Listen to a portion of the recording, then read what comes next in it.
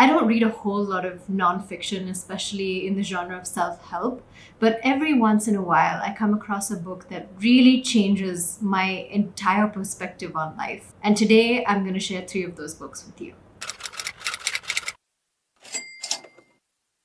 Hello and welcome back to the Looking Glass World. My name is Aradhna Matthews, and today we are looking at 3 nonfiction books that have changed my entire perspective on life and the way I lead it. So these books are also not just up in the air, kind of be positive, get enough sleep, kind of generic self-help books, but they actually struck a chord with me at a much deeper level and also gave me actionable things that I could do to change my life for the better. So if that sounds like something that interests you, keep watching. And if you're ready, let's go. All right, the first book that I have spoken about before and done a very detailed breakdown of already, and that is Humankind. What a gem of a book. And let me tell you why. You will see a lot of critically acclaimed best-selling books like Yuval Harari's Sapiens or The Selfish Gene by Richard Dawkins, I think, which kind of paint humanity in a very cruel light. Now, I liked Sapiens as a book, so I'm not saying it's a bad book. It was a very interesting, informative read. But at multiple points, there's this sort of doom and gloom approach where, oh, Homo sapiens are the reason for everything wrong with this planet. We're extremely cruel, we're bloodthirsty, we're selfish. It's all about survival of the one, and all of these things like veneer theory, which paints civilization as just a curtain that, if pulled back, reveals that we are all basically barbarians who go murdering and raping and killing each other because we have absolutely no control over our primal instincts. That's the monsters that we are, and the only thing holding it together is this really delicate thing called civilization. So that's kind of the picture that it paints of humanity, and it's a pretty depressing one, if we're being honest. But this book is the antidote to all of that. And now I know what you're thinking, which is that anything that is overly positive is probably to some degree naive. And the author knows exactly that that is what you're feeling when you pick up this book. So he has gone over and above to give you empirical evidence to counteract all of these claims and books and theories and all of these things that paint humanity in a certain way, to say, no, it's really not as bad as we like to believe that it is. And the reason we like to believe that it's so bad comes from a survival instinct, which he also explains in this book. Humankind starts with this, that we cannot be all that bad if we've accomplished this, and really looks at a concept of survival of the friendliest rather than survival of the fittest at a species level. Not talking about one person to the next, but generally speaking, the fact that humanity has been able to communicate with each other, help each other, has really helped the species grow to where it is today. Under this exploration of the concept of survival of the friendliest, looking at the better sides of humanity, the author really goes into a lot of detail to counteract popular perceptions and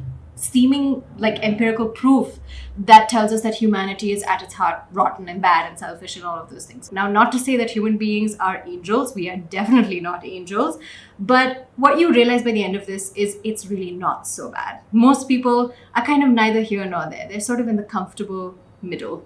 Now, the second book that has completely changed the way that I look at my life and the people around me is a book called Think and Grow Rich. Now, I don't remember who is advocates. I think Rockefeller is one of them. There are a bunch of very big names that have sworn by this book. And although the title is a little bit clickbaity for my taste, Think and Grow Rich, it's actually a very interesting read, and it hinges on the power of belief and visualization. Now, I strongly believe that manifestation, as hippy-dippy as it sounds, is based in science because of all the books of this genre that I have read that really go into it in detail, and I've experienced it in real life. Now, even Humankind talks about this, which is that as humans, we are programmed to mirror each other. So that energy that you put out there is the energy that you attract to yourself. If you're positive about others, others are more likely to be positive about you, and vice versa, but also at a larger level, and how this belief can really shape the way entire communities exist on Earth. For example, if you treat an entire community like criminals, you don't give them the means to live a healthy life. You cut off their resources, you isolate them, you discriminate against them, and you basically give them nothing. When they finally turn to a life of crime to either survive or just cope, and then you say, see, I knew they were criminals all along. You have just created that reality by your belief about the other people in this entire community, which is a real example of studies done in the poor Black communities in America when apartheid was still happening. So they would say that, oh, Black people are more prone to crime. When you put them in extreme poverty, segregate them, give them nothing, and then when they turn to crime, you say, yes, they're prone to crime. That's basically what's going on. But what I find interesting is that my belief, your belief, can shape the reality of other people. So you create the world that you live in. And I know it sounds up in the air, but it is very, very, very true. And I'm sure all of you can relate to it in some way or the other. Now, that's where this book comes into play, because how do you take that knowledge and that ability that you have and channel it in a way that is effective for your personal goals? And it starts with something very, very basic, and that is knowing what you want. It's not something you really think about, but if you really ask yourself, what do I want? Most people don't have an answer because we don't really think about it. It is a question that has confused me too on several occasions, and I've had to sit and introspect a little bit and think about what I really want and what I'm working for. But that's the start. Now, once you figure that out, Napoleon Hill is going to give you all the tools and techniques that you need to make that goal a reality. And I mean in like a very real way, not just like, oh, visualize and this and that and believe, but you've got to do the work. You've got to put that belief into action. But the great part is he tells you exactly how to do it. It's a step-by-step. You can follow this guide. And I'm telling you, it's really not easy, because while the principles are simple, applying them consistently is quite challenging. But it's literally a manual for how to live your life. You just have to figure out a few things yourself, figure out where you want to go, and then Napoleon Hill is going to give you everything else. So I actually am using right now the principles that I have learned in this book. It is amazing. Just the power of, number one, what you tell yourself and how you communicate to yourself, what you envision for yourself, and then being able to break that down into steps that you can actually work towards. It is fascinating. I have never come across another self-help book that is so practically applicable to everyone. So even if it's a very small goal, try it. I highly recommend you read this book, follow the steps, and see what happens. The last book that I have that has changed my outlook on life is a book called Failosophy. Now, this was given to me as a review copy, but I have to say it's one of the most comforting books I have ever read, because we live in a world today, especially with social media, where you're constantly bombarded with the success or apparent success of others. Everyone wants to show off how great their lives are, how much they're accomplishing, and that's good. It's a good thing that people are achieving things for themselves. But let's be honest, it can have a really negative effect on your own self-worth. I know it's happened to me, where I see all these people achieving and I look at my friends' Instagrams and I look at everything going on. I'm like, what am I doing with my life? Sometimes I do have those moments. This book helps put things in perspective, especially when things feel like they're moving so fast. You feel like time is slipping away from you. There's still so much you have to achieve. You don't know which decision to make. You have to make the right decisions because you can't afford to fail. You can afford to fail. And this book is essentially a compilation of case studies, but packaged into actionable lessons from people, real people who are very, very successful in this world.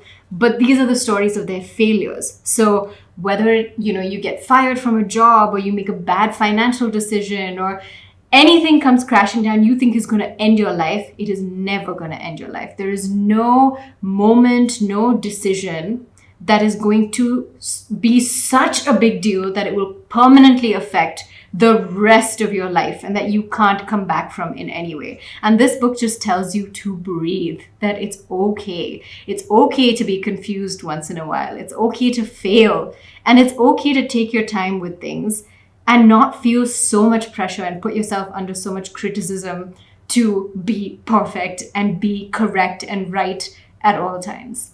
But yeah, those are 3 books that have changed my life and I hope that they have the same effect on you as they did on me. Trust me, these books are worth reading, worth having in your library, and these are things that you can follow on a daily basis and take comfort in and learn a lot from. So from Humankind, we have like a more realistic and balanced understanding of humanity. From Think and Grow Rich, we have a way to channel our desires and our energy into actionable steps that work towards something concrete. And with Failosophy, you have the comfort in knowing that it's all going to be okay and nothing is ever as bad as it seems. But in addition to this, there is one more book that changed the way that I look at people, which I haven't included in this list because it's not necessarily a self-help book, but it really helps you understand people, especially when they're lying, and understanding what motivates them and how to use that to get the information that you need, especially when it comes to like navigating difficult conversations, negotiations, things like that. And this is from somebody who is a military interrogator who has created an entire technique named after her. And that book is called Honest Answers, but I've already reviewed that and broken down some of the bigger techniques there. So if you're interested in learning more about that, you can watch the video. But in the meantime, if you're interested in more book recommendations, you can head to my Instagram channel at The Looking Glass World, and make sure you like, comment, and subscribe. Thank you so much for watching. I'll see you next time.